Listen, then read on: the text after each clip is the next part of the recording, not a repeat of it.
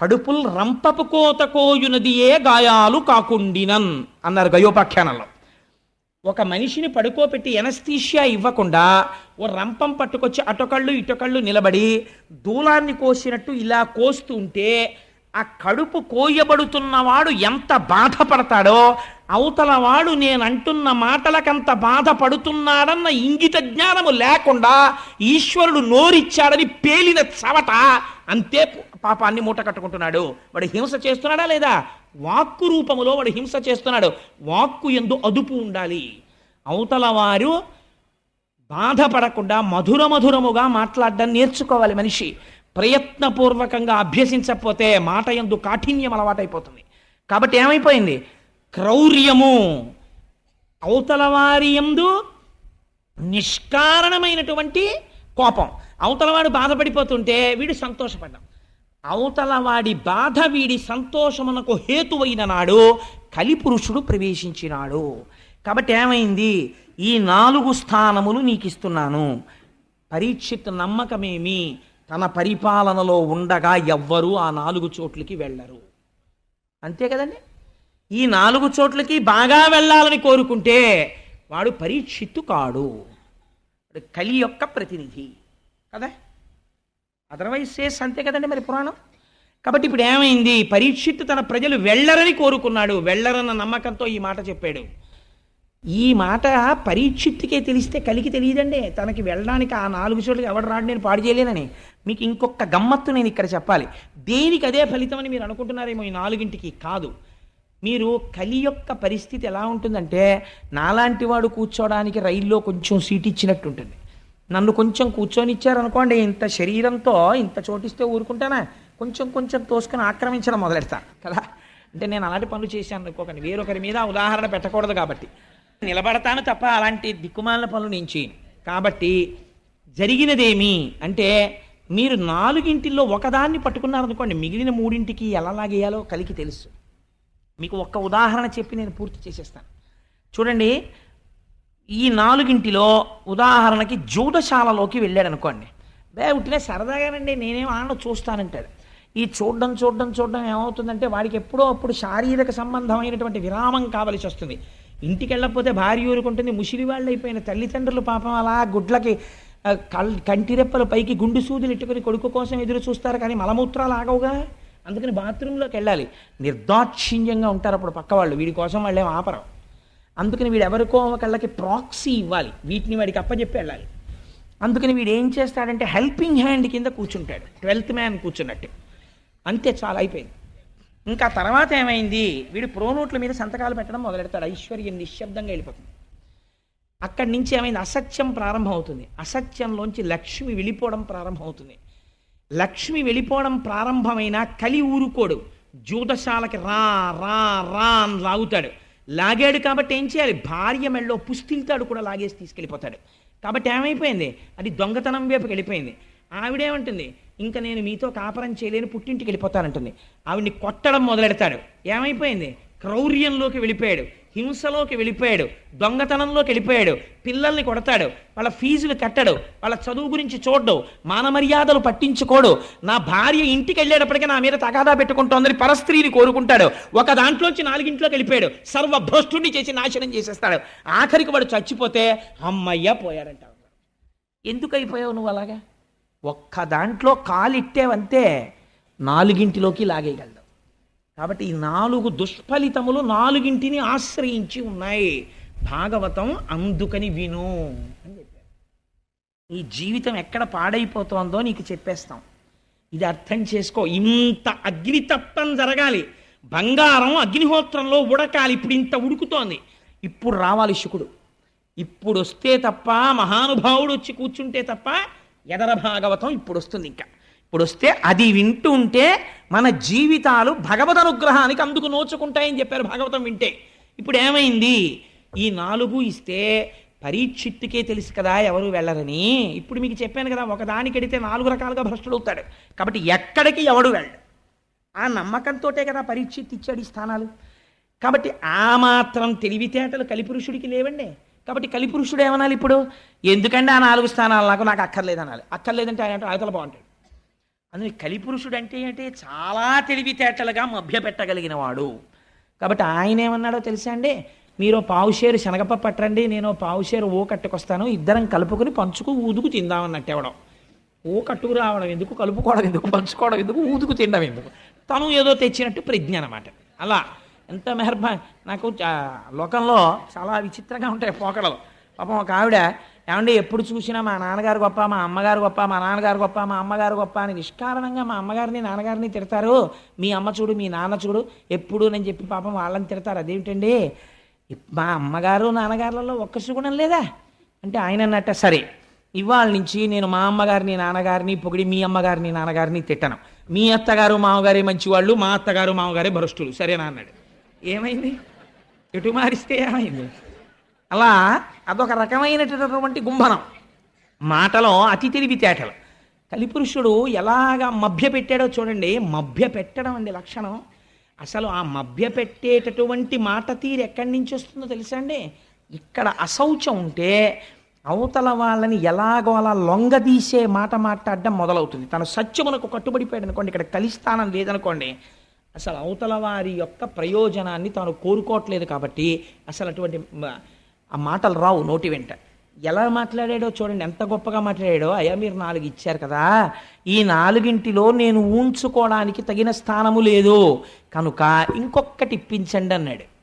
ఇంకొకటి ఇప్పించండి అంటే ఆయనకి తెలిసి 4 తప్ప ఇంకొకటి ఏది ఇచ్చినా అందులోకి నేను ప్రవేశించడానికి అవకాశం వెతుక్కోవచ్చు అని. గభాలన పరీక్షిత్ అన్నాడు, బంగారం ఇచ్చాను అన్నాడు. ఎందుకన్నాడా మాట అంటే, ఆ రోజుల్లో బహుశా ఒక లక్షణం ఉండేది. అంటే భాగవతంలోనే ఒక చోట వ్యాఖ్యానంలో ఒక మాట చెప్తారు. నిస్సంగులైనటువంటి వారు ఆత్మజ్ఞానమును ప్రబోధం చేసేటటువంటి వారికి హేమము అంటే బంగారమునందు లోభత్వం ఉండదు. వారు కోరుకోరు, వాళ్ళకి అది పెద్ద ఆసక్తి ఉండదు దాని మీద. అట్లాంటి వారు లోకములో ఉండగా, వారి ప్రబోధం ఉండగా లోకం ఎందుకు పాడవుతుంది అనుకున్నాడో ఏమో. బంగారమునందు స్థానం ఇచ్చానన్నాడు. పరీక్షిత్ ఒంటి నిండా బంగారం ఉంది, ఆపాదమస్తకం, కిరీటం దగ్గర నుంచి ఆభరణాల వరకు ఉంది. వెళ్ళలేడండి. అందరిలోకి వెళ్ళడం ఎందుకండి? పరీక్షిత్తులోకి వెళ్ళిపోతే సరిపోయాయి, డైరెక్ట్గా నాశనం అయిపోయింది. పరీక్షిత్తును పాడి చేసేస్తే చాలు, తను ఇంకా రాజద్వారం తెరిచేసుకున్నట్టే. కోటలోకి ప్రవేశించడానికి సామాన్య సిపాయిల్ని ఎంతమందిని చంపుతారు? రాత్రికి రాత్రి మీరు కుట్ర చేసి ప్రభువుని బంధించేశారనుకోండి, అయిపోయిందంతే, సింహాసనం మీ హస్తగతం అయిపోయింది. ఇప్పుడు పరీక్షిత్తుని కొట్టాలి. దొరికేశాడు. ఎక్కడ దొరికేశాడు? తన మాట తప్పని తనమే తనకి ప్రతిబంధకం అయిపోయింది. నీకు బంగారమునంది ఇచ్చానన్నాడు. చాలు మహాప్రభో, చాలా సంతోషం. వెళ్ళిపోయాడు పరీక్షిత్. ఇంటికి వెళ్ళాడు. కోరిక పుట్టింది, వేటకెడితే బాగుండనిపించింది. ఎందుకని? ఒంటి మీద బంగారం ఉంది కాబట్టి పుట్టేసింది, అంతే. కలి ప్రవేశం జరిగిపోయింది. వేటకెడదామనిపించింది. అనిపించి ఆ వేట కోసమని బయలుదేరాడు. బయలుదేరితే అనేక మృగములను వేటాడాడు. ఎందుకు వేటాడడం అంటే, కలి యొక్క అంశాలలో తానిచ్చిన వేరొక స్థానములోకి వచ్చేసాడు బంగారంలోంచి. ఇప్పుడు పరీక్షిత్ ఎలా మీకు చెప్పాను కదా, ఒక దాంట్లోకి వస్తే చాలు, మిగిలినవన్నీ వచ్చేసి నాశనం అయిపోతాడు. ఇప్పుడు బంగారం ఉంది ఒంటి మీద, వచ్చాడు కలి. కాబట్టి ఇప్పుడు ఏమైంది? జీవహింస చెయ్యాలన్న కోరిక పుట్టింది. వేటకి ప్రభువు ఎప్పుడు ఎడతాడు అంటే, సాధారణంగా ఎప్పుడు ఎడతాడంటే, జానపదులు వచ్చి అయ్యా క్రూర మృగాల సంఖ్య పెరిగిపోయిందండి అంటే, ఊరు మీదకి రావడానికి భయపడే రీతిలో దండుగా వెళ్ళి, రాజు అందుకే పెద్ద పరివారంతో పెడతాడు. కనుమ పండగకి వెంకటేశ్వర స్వామి వారు పెడతారు వేటకి. మొన్న మేము చూసాం, వెళ్ళిన వాళ్ళం. అలా ఆ వేటకి వెళ్ళి కొన్ని క్రూర మృగాల్ని వేటాడతాడు. అలా వెళ్ళాలి, అంతేకాని ఆ జంతువుల్ని చంపడం సరదాగా వెళ్ళకూడదు. అలాంటి ఆలోచన పుట్టింది, చంపుదాం అని. ఇప్పుడు ఏం చేశాడు? వేటకెళ్ళాడు. ఇప్పుడు ఏమైంది? ఇంకో స్థానంలోకి వెళ్ళాడు, జీవహింసలోకి. నిష్కారణ క్రౌర్యం ప్రవేశించింది. బయలుదేరి వేటకెళ్ళాడు. వేటకెళ్ళిన వాడు ఏం చేశాడు? వేటాడాడు కాబట్టి ఆయనకి ఆకలేసింది, దప్పిక కలిగింది. ఆకలి దప్పిక కలిగితే ఎక్కడికి వెళ్ళాలి? ఎక్కడికి వెళ్ళాలో అక్కడికి వెళ్ళాలి. నాకు బాగా ఆకలేసింది అనుకోండి, కనీసంలో కనీసం ఈ ఊళ్ళో మనకు ఎవరు తెలియరా అనుకుంటే ఏం చేయాలి? హోటల్కి వెళ్ళి అయ్యా ఏమున్నాయండి అని అడిగో, ఇడ్లీయో మసాలా దోశ ఏదో అడగాలి. అంతేగాని ఓ వెల్డింగ్ షాప్కి వెళ్ళి తినడానికి ఏమైనా ఉన్నాయండి అన్న నోరు తెరిచి పెడతానంటే ఆర్కెళ్ళింగ్ రాను బుద్ధి ఉందే ఇక్కడ ఇక్కడికి వచ్చి అలా తినడానికి ఉన్నాయా అంటే ఏంటి ఏదో ఎదురుకుండా హోటల్కి పోయి అలా ఉంటాయంటారు. ఎక్కడ ఏది దొరుకుతుందో అక్కడికి వెళ్ళాలి. ఆ మాత్రం బుద్ధి లేకపోవడం అంటే ఏమిటంటే బుద్ధి భ్రంశమవుతోంది పరీక్షిత్తుకి. లేకపోతే ఆకలేసిన వాడు నీరు కావలసిన వాడు మహర్షాశ్రమానికి పోవడం ఏమిటి? అక్కడ ఆయన ఏం తపస్సు చేసుకుపోని వెళ్ళాడు. వాళ్ళకి ఏమోనండి కొంచెం నీళ్లు దొరుకుతాయేమో అని వెళ్ళాడండి. ఎవరిని అడగాలండి మంచినీళ్ళు దాహం వేస్తే? అక్కడ ఎవరన్నా కాస్త తిరుగుతుంటే ఆ ఆశ్రమంలో ఎక్కడన్నా కుటీరాల్లో ఉన్నవాళ్ళు ఉంటే అమ్మ కాస్త నీళ్లు పోయిండి అమ్మ దాహం వేస్తోందని అడగాలి. ఎవరి దగ్గరికి వెళ్ళి నించున్నాడో తెలుసా అండి? నీళ్లు కావాలని అంటే అహంకారము వచ్చినది. ఎవరి దగ్గరికి వెళ్ళాడు అంటే ఎంత గొప్ప వర్ణన చేశారో తెలుసా అండి వ్యాసుల వారు. ఎగ్జాక్ట్ ట్రాన్స్లేషన్ చేశారంతే పోతన గారు. పలికెడిది భగవతమట పలికించు విభుండు రామభద్రుండట. మీలిత నేత్రుడై మెలగుట చాలించి బాహ్యమున జడిలేక శాంతుడగుచు. ఆయన శమీక మహర్షి. ఎటువంటి స్థితిలో ఉన్నాడు? మెలగుట చాలించి, కదలిక లేదు మెదలిక లేదు, స్థాణు అయిపోయి ఉన్నాడు. స్థాణు అయిపోయి ఉండడం అంటే ఏమిటి? మీరు ఇప్పుడు ఒక్క విషయం ఇప్పుడు ఈ మాటల్ని చాలా క్లీశంతో చాలా గహనమైనటువంటి వర్ణన చేస్తారు. నేను తరచూ ఒక మాట చెప్తుంటాను.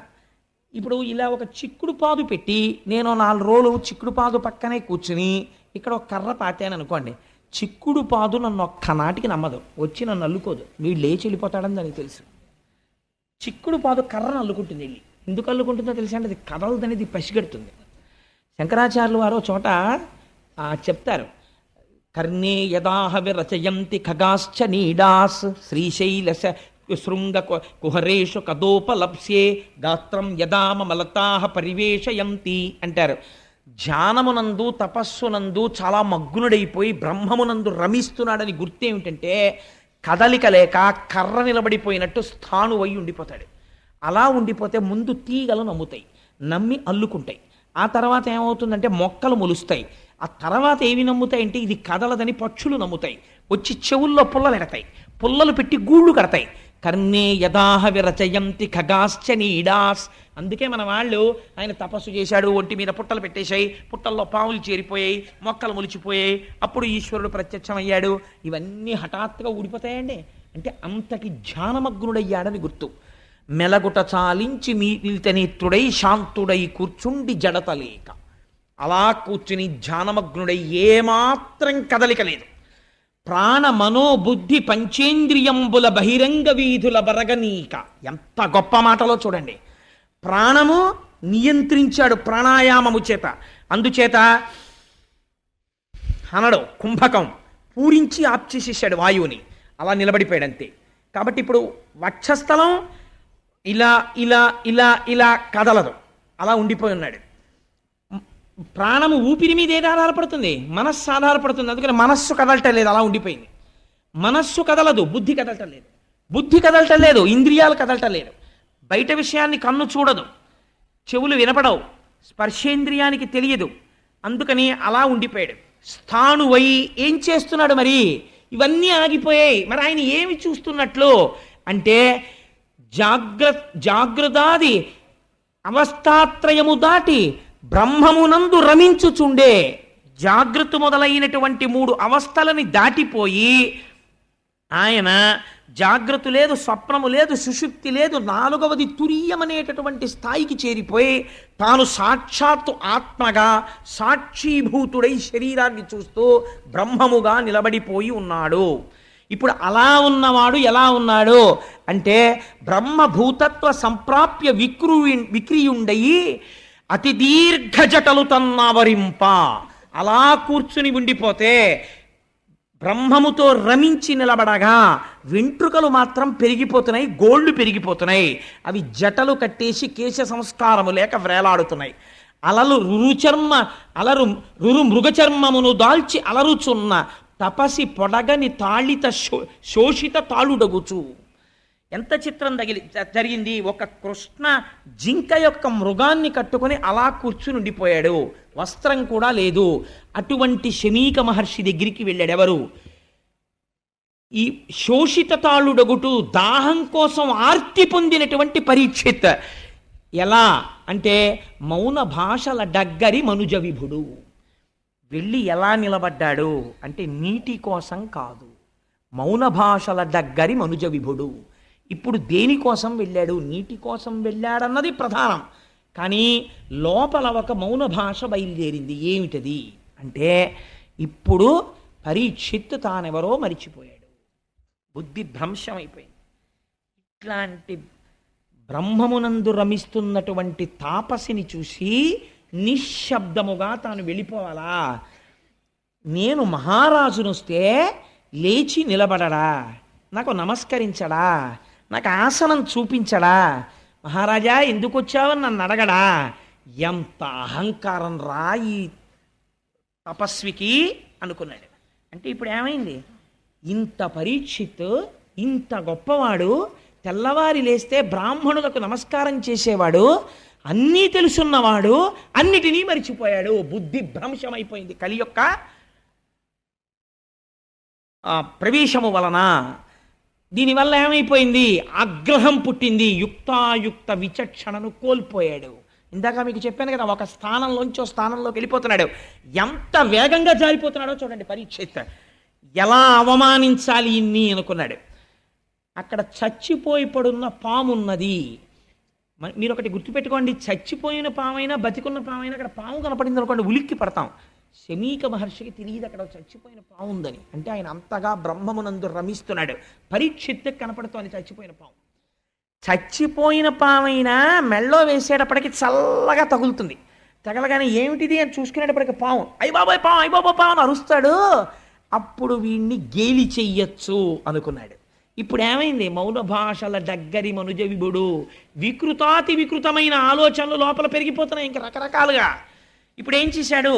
ఆ ధనస్సు యొక్క చివరి భాగంతో మృత సర్పాన్ని పైకెత్తాడు. ఒక ప్రభువు, ధర్మరాజు యొక్క మనవడు, అభిమన్యుడి కొడుకు చెయ్యవలసిన పని. అంటే ఇప్పుడు ఏమైపోతోంది? పరమ భయంకరమైన సన్నివేశము జరుగుతోంది ప్రపంచంలో. ఆ మృత సర్పాన్ని పైకెత్తాడు. ఎత్తి ఎవరి మీద వేశాడు? శమీక మహర్షి మెడలో వేశాడు. ఆయనకి చల్లగా పాము తెలిసిందా? తెలియలేదు.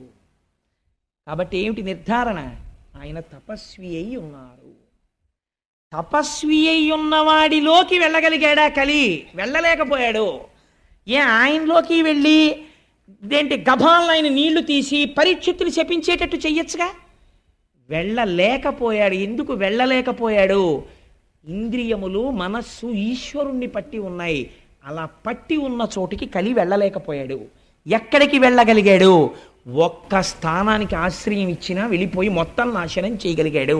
ఇది మీకు అక్కడ ఉన్న సన్నివేశం. ఇప్పుడు మీరు ఏది పట్టుకోవాలి? భాగవతం చెప్పేస్తోంది, అమ్మ బాబోయ్ అంత ప్రమాదకరమైన వ్యక్తికి నాలో చోటు ఇవ్వను. కాబట్టి నువ్వు ఏది పట్టుకోవాలి? శమీకుడు ఏది పట్టుకున్నాడో నువ్వు అది పట్టుకోవాలి. శమీకుడు ఏది పట్టుకున్నాడు? ఈశ్వర పాదములు పట్టుకునున్నాడు. నువ్వు కూడా అది పట్టుకో. ఆ స్పర్శ నీకున్నంత కాలం కలి నీలోకి రాలేడు. ఇది భాగవతం చెప్తున్న తీర్పు. అందుకని ఈ సన్నివేశాన్ని వ్యాసుల వారు, పోతన గారు తీసుకొస్తున్నారు. ఇప్పుడు ఏం చేశాడు? పావుని వేసేశాడు. పావుని వేసేస్తే ఆయన ఏమైనా ఉలిక్కి పడ్డాడండి? ఉలిక్కి పడలేదు. కానీ తను సంతోషపడిపోయాడు. నాకు నీళ్ళు ఇవ్వలేదు చూసావా, చచ్చిన పావుని వాడి మెళ్ళో వేశాను. మీరు ఒక్క మాట వినండి, నేను ఒక యథార్థమైన విషయం ప్రస్తావన చేస్తాను. నేను నిద్రపోతున్నాను. నిద్రపోతుంటే మీరు వచ్చారు. నువ్వు అలాంటి వాడివి, నువ్వు ఇలాంటి వాడివి, నువ్వు అటువంటి ధూర్తుడివి అని నన్ను 50 తిట్లు తిట్టేశారు. తిట్టేసి మీరు వెళ్ళిపోయారు. వెళ్ళిపోయిన తర్వాత నేను నిద్రలేచాను. నిద్రలేచి మామూలుగా మొహం గడిగేసుకొని చాలా సంతోషంగా భాగవతం సాయంకాలం ఉపన్యాసం చెప్పాలి అని చెప్పి విర్రిక్కిపోతున్నాను. మా ఆవిడంది, నీ బుర్రకాయ ఉపన్యాసం 50 తిట్లు తిట్టాడు ఆయన వచ్చి అన్నాడు. ఎప్పుడు తిట్టాడన్నాను. ఆ తిట్లు తిట్టినప్పుడు నాకేమైనా వికారం కలుగుతుందండి? ఏ వికారం కలగదు. ఎందుకని? నా మనస్సు పుచ్చుకునే స్థితిలో లేదు, సుషుప్తిలో ఆత్మతో రమించిపోయి ఉంది. మీరు తిట్టినా నాకెక్కదు. ఎందుకంటే చెవి పుచ్చుకోదు. ఉంది కానీ చెవి పుచ్చుకోదు. మాట వెళ్ళదా? వెడుతుంది, కర్ణభేరికి తగులుతుంది, కానీ మనస్సులోకి వెళ్ళదు. మనస్సు పుచ్చుకోలేదు, రియాక్షన్ లేదు. రియాక్షన్ లేదు, నేను ప్రశాంతంగా ఉన్నాను. రియాక్షన్ లేని స్థితి ఎప్పుడు? ఈశ్వర పాదములను పట్టుకుని ఉన్నప్పుడు మనసు రియాక్ట్ అవ్వదు. ఎందుకని? ఈశ్వరుడిలోనన్నా కలవాలి, లేకపోతే బడలిక చేత సుషుప్తిలోనన్నా ఆత్మలోకి వెళ్ళిపోయి ఉండాలి. ఆయన ప్రయత్నపూర్వకంగా ఈశ్వర పాదములు పట్టుకుని ఉన్నాడు, కలి వెళ్ళలేదు. ఇప్పుడు ఏం చేశాడు? తను సంతోషపడిపోతున్నాడు, నేను పావునేశానని. అవతల వాడికి పాము వేయడం వల్ల అవమానం ఏం లేదు, ఆయన బాధపడితే కదా తను సంతోషపడిపోతున్నాడు. ఇదో క్రౌర్యం. అవతలవాడు బాధ పడకపోయినా నేను గొప్ప పని చేసేసాను లేని సంతోషపడిపోతున్నాడు. ఎంత అసహ్యకరమైన పని అది. సంతోషపడిపోయి ఇంటికి వెళ్ళిపోయాడు. ఇంటికి వెళ్ళిపోయి అంతఃపురంలోకి వెళ్ళి కిరీటం తీసి పక్కన పెట్టాడు. బుద్ధిలోకి ప్రవేశించడానికి కిరీటంలోంచే కదండి వెళ్ళిపోతాడు. పక్కన పెట్టగానే అనుమానం వచ్చింది.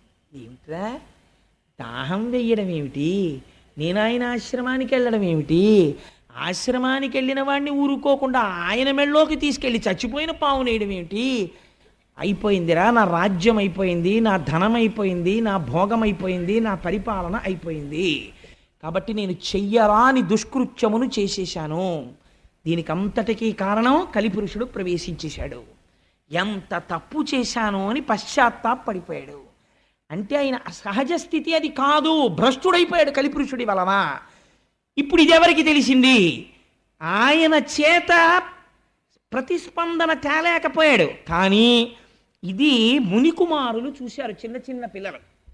వాళ్ళు చూసి పరిగెత్తుకుంటూ వెళ్ళారు. ఎవరి దగ్గరికి వెళ్ళారు? ఆ కౌశికీ నది ఒడ్డున ఆడుకుంటున్నాడు శమీక మహర్షి యొక్క కుమారుడు శృంగి. ఆ పిల్లవాడి దగ్గరికి వెళ్ళాడు. వాడు మహాతపస్వి.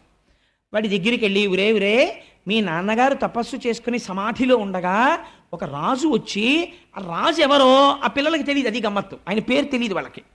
ఒక రాజు వచ్చి ఏదో మాట్లాడాడు, మీ తండ్రి పలకలేదు, కోపంతో చచ్చిపోయిన పావుని ధనస్సుతో ఎత్తి మీ నాన్నగారి మెడలో వేసి వెళ్ళిపోయాడు. వెంటనే ఆయన అన్నాడు, మీరు రాజు అంటున్నారు కదా, రాజు క్షేమంగా రాజ్యమును దేని వలన పరిపాలించగలిగాడు? నా తండ్రి వంటి తపస్వి ఇక్కడ ఉండడం వల్ల రాజు పరిపాలించగలిగాడు. ఒక యజమాని బయట పారేసినటువంటి ఎంగిలి మెతుకులు తిని బలిసినటువంటి కాకి యజమాని తల మీద తంతే ఎంత అకృత్యమో, ఇంటి బయట కూర్చోవలసిన కుక్క యజమాని నివేదనకి సిద్ధం చేసిన ప్రసాదాన్ని ఇంట్లో కలియబడి తింటే ఎంత అపచారమో, బయట ఎక్కడో నిలబడి దానం అడగకుండా, ధర్మం అడగకుండా, ఒకటి అడగకుండా జింక చర్మం కట్టుకుని సమాధిమగ్నుడైన నా తండ్రి మెడలో పాము వేశాడా, మృత సర్పాన్ని వేశాడా అని వెంటనే కౌశికీ నది జలాల్ని చేత్తో పట్టుకున్నాడు. ఓడక వింటి కోపున మృతోరగమున్ కొని తెచ్చి మారుమాటాడకయున్న మజ్జనకు అంశతలంబున పెట్టి దుర్మత క్రీడ చెరించు రాజు హరకేశువులడ్డిననైనా చచ్చుపోనేటి కేడవనాడు ఫణీంద్రు విషానల హేతి సంహతిన్. అంతే, శాపం ఇచ్చేశాడు. ఆ నీళ్లు పట్టుకుని ఒక్క మాట అన్నాడంతే. ఓడక వింటి కోపున మృతోరగమున్ కొని తెచ్చి, చేతిలో ఉంది కదా ధనస్సు అని చెప్పి చెయ్యకూడని పని చేశాడు. ఎంత మాట అన్నాడో చూడండి.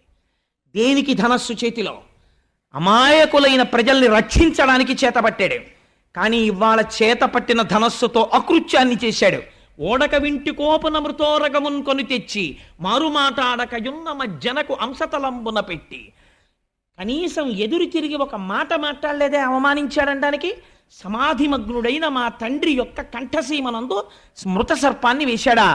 అటువంటి రాజు ఎవడైనా అయ్యుండి ఉండవచ్చుగాక, హరకేశవులడ్డిననైనా వాడు ఈశ్వరుడే అడ్డని, శ్రీ మహావిష్ణువే అడ్డని చచ్చుబో 7వ నాడు, 7వ నాటికి చచ్చి ఊరుకుంటాడంతే అని.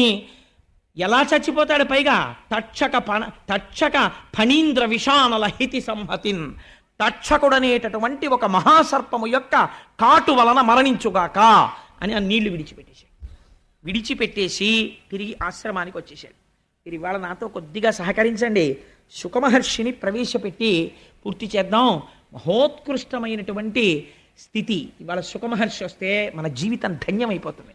నేను శుకుల్ని ప్రవేశపెట్టాలని ప్రయత్నం చేస్తున్నాను. ఆశ్రమానికి వచ్చి ఏడుస్తున్నాడు తండ్రి ముందు పడి. తండ్రికి బాహ్యస్మృతి వచ్చింది. అడిగాడు, ఎక్కువ సమయం తీసుకోనమ్మా, ఒక్క 10 నిమిషాలు, సాధ్యమైనంత సంక్షిప్తంగా చెప్పే ప్రయత్నం చేస్తాను. ఆయన అన్నాడు, ఎందుకు ఏడుస్తున్నావు అన్నాడు. అంటే, తండ్రి మీ కంఠమునందు మృత సర్పం ఉన్నది అన్నాడు. తీసి కింద పరేశాడు శమీకుడు. ఎవరు వేశారన్నాడు. నాకు తెలియదు, ఎవరో రాజు వేశాడు. ఆ రాజుని శపించాను నాన్నగారు, నేటికి 7వ రాజు చచ్చిపోవాలని అన్నాడు.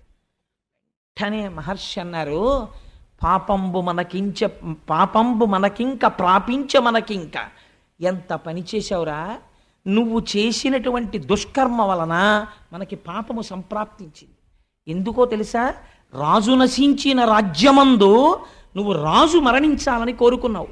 రాజు చచ్చిపోతే కలిపురుషుడు ప్రవేశించని మనస్సులు అలా ఉంటాయి. అపకారియందు కూడా ఔదార్యంతో ధర్మం మాట్లాడతాడు. మనకింక రాజు నశించిన రాజ్యమందు బలవంతుడగువాడు బలహీనుడగువాని పశు దార హయ సువర్ణాదులను అపహరించు. రాజు అంటే విష్ణు అంశ. విష్ణువు యొక్క అంశతో రాజు పరిపాలిస్తూ ఉంటాడు. నువ్వు రాజుని తొందరగా శపించేశావు, పరీక్షిత్తు వెళ్ళిపోతే ఇంకా మళ్ళీ మనకు అటువంటి పరిపాలకుడు ఎక్కడొస్తాడు? రాజు నశించిపోతే ఏమవుతుందో తెలుసా? బలహీనుడైనటువంటి వాణ్ణి బలవంతుడైనటువంటి వాడు వచ్చి మొత్తి ఏమెత్తుకుపోతాడో తెలుసా? వాడి పశువుల్ని ఎత్తుకుపోతాడు. దారా, ఆఖరికి ఇది యుక్తాయుక్తమా అని చూడకుండా వాడి భార్యని కూడా ఎత్తుకుపోతాడు. హయా, గుర్రాలను ఎత్తుకుపోతాడు. సువర్ణ, ఎత్తుకుపోవట్లేదండి. కారు పార్క్ చేస్తే ఎత్తుకుపోతారు, స్కూటర్ పార్క్ చేస్తే ఎత్తుకుపోతారు. కారు పార్కింగ్ ప్లేస్లో మీరు కారు పెట్టి అపార్ట్మెంట్లో పడుకుంటే టేప్ రికార్డర్ ఎత్తుకుపోతారు. హయం అంటే నాకు గుర్రాలు లేవు కదండి, కలిపురుషుడు రావనక్కర్లేదు. గుర్రాలంటే కారులే, వాహనం కదా. అందుకని హయ సువర్ణాదులను అపహరించు. బంగారం అనేటటువంటిది ప్రాణం మీదకి తెచ్చేస్తుంది. ఎక్కడ వరకు ఎందుకండి? ఒక పిచ్చి తల్లి బ్యాంక్ ఎంప్లాయీ ఒంటి మీద బంగారు నగలు వేసుకుని వెళ్ళడం ఆవిడ సంతోషం అంతే. ధర్మబద్ధంగా ఆర్జించుకున్నటువంటి 4 నగలు వేసుకుని బ్యాంకుకి వెళ్ళేది ఆవిడ. నేను ఆ మధ్య చదివాను ఇక్కడ రాజమండ్రి దగ్గరలో, ఒంటి మీద బంగారు నగల కోసమని ఒక పండగ నాడు ఆవిడ తల పట్టుకుని ఆటో రాడ్లకేసి కొట్టి కొట్టి చంపేసి నగలు ఎత్తుకుపోయి శవాన్ని తీసుకెళ్లి కాలవలో పారేశారు. కలిపురుషుడు ఉన్నాడు బంగారమునందు. చంపేలా మూలఘాతి, నాశన. వ్యాసుడు అబద్ధాలు చెప్పవలసిన అవసరం వ్యాసుడికి ఏముందండి? దాన్ని ఆంధ్రీకరించవలసిన అవసరం పోతన గారికి ఎక్కడుంది? మీకు అధర్మం కలిపురుష లక్షణం స్పష్టంగా కనపడుతూ ఉంటుంది. అందుచేత బలవంతుడగువాడు బలహీనుడగువాని పశు దార హయ సువర్ణాదులను అపహరించు. అక్కడతో అయిపోదు. చార జారాదులు సంచరింతురు. జారత్వం చేసేవాడు సిగ్గు లేకుండా చెప్పుకుంటాడు. అందరూ ఉంటూ ఉండగా 2వ భార్య దగ్గరికి ఎడతాడు, 3వ భార్య దగ్గరికి ఎడతాడు. నాకు 2 భార్యలని చెప్పుకుని దుష్ట సంగము వలన మంచివాడిని పాడు చేసేస్తాడు. కాబట్టి ఏమైపోతుంది? అదొక స్టేటస్ సింబల్ అయిపోయినా ఆశ్చర్యం లేని రోజు వచ్చేస్తుంది. కాబట్టి ఎటువంటి స్థితికి వెళ్ళిపోతారు అంటే జార చోరాదులు సంచరింతురు, ప్రజలకు అన్యోన్య కలహంబుల అతిశయిల్లు. నిష్కారణంగా ప్రజలు దెబ్బలాడుకోవడం మొదలెడతారు, పైన అదుపు చేసేవాళ్ళు లేడు అన్న ధైర్యంతో. కాబట్టి ప్రజలకు అన్యోన్య కలహంబులని అతిశయిల్లు. వైదికంబయ్యున్న వర్ణాశ్రమాచార ధర్మమెల్లయు కూడా తప్పిపోవు. వేదము చెప్పినట్టుగా ఇంతకాలం ఉన్నటువంటి ధర్మం అంతా తప్పిపోతుంది. తప్పిపోగానే ప్రజలు పురుషార్థములలో మొదటి దాన్ని వదిలేస్తారు. ధర్మాన్ని వదిలేసి లోకులిక మీద అర్ధ కామంబులందు సంచరింప. ప్రతి వాడికి డబ్బు కామం, డబ్బు కామం, డబ్బు కామం, ఈ రెండింటిలో తిరగడం మొదలు పెడతాడు. మొదలు పెడితే ధరణి నెల్ల వర్ణాశ్రమాచార ధర్మంబులెల్ల లుప్తమైపోవు. ఎక్కడా వర్ణాశ్రమాచారాలు అనేటటువంటి ఉండవు. మర్కట సారమేయ కులము మేరపుత్ర, కుక్కకి కోతికి కొడుకుట్టినట్టు అయిపోతుందిరా. సమాజం అలా అయిపోతుంది, భ్రష్టం అయిపోతుంది.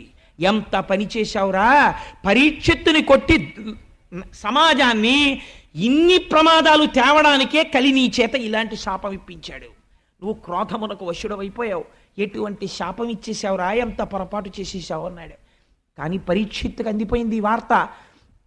మహానుభావుడు ఇంక నేటికి 7వ రోజున ఎలాగో శరీరం విడిచిపెట్టేస్తానని, ప్రాయోపవేశం చేస్తానని గంగ ఒడ్డుకెళ్ళి ఆ తూర్పు దిక్కుకి కొసలుండేటట్టుగా దర్భలు పరుచుకుని ప్రాయోపవేశం చేసి ఈశ్వరుడి యందు మనస్సును నిలబెట్టి ఒక మాట అంటాడు. ఎందుకు గంగ ఒడ్డుకి వెళ్ళడం అంటే, అమ్మా అని పిలిచిన నిన్ను పొమ్మా అని ముక్తి కడకు బుత్తువట. లెమ్మా నీ రూపముతో రమ్మా నాకెదురంగ గంగ రమ్యతరంగా అంటాడు. ఎంత గొప్ప పద్యం అంటే నిజంగా పోతన గారికే చెల్లింది గంగ మీద పద్యం రాయడం.